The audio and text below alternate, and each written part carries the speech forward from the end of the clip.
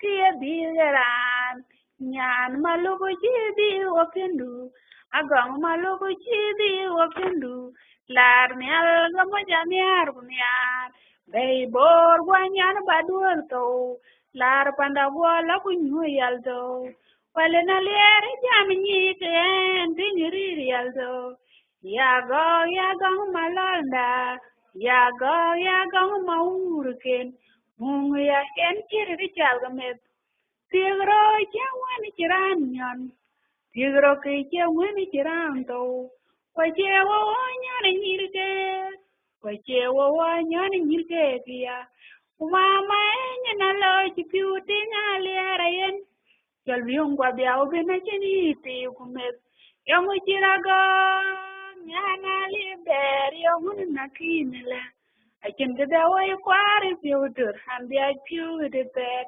Learn open a sana aleria, loan find a bang.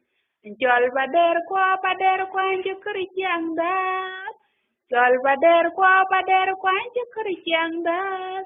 Yam in the anapiola dick and pure chirica chicken. Yam in the anapiola and pure chirica bijal.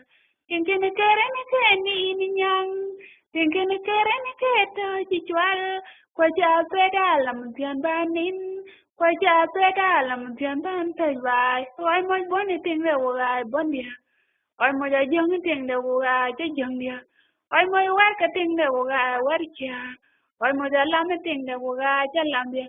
Broca young and in Yana Westy, Broca young and in Yana Westy, young arrow, I'm going to get Young abai am going to work at zero.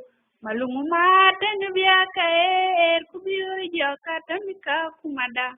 Ikamake and when a school deep and kepi.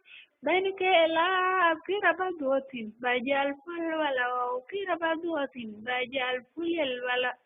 And a chimer para pan in a kage, Lamakoika. La yagar waiting and Jwala Vedic. Wobiaro, you were baga. Wobiaro, we were polling a dear kumis. Hello, mother, dear Chitiwa. Gamon you bandi, and a chimal will do me take Yawadangi anthem in my jar. Yawadangi anthem, come together. My bandi, dear you, dear tall, dear judging you. Well, but then you this man, bear quacking your name, Tol be this man kai kwandu rumwe tichuo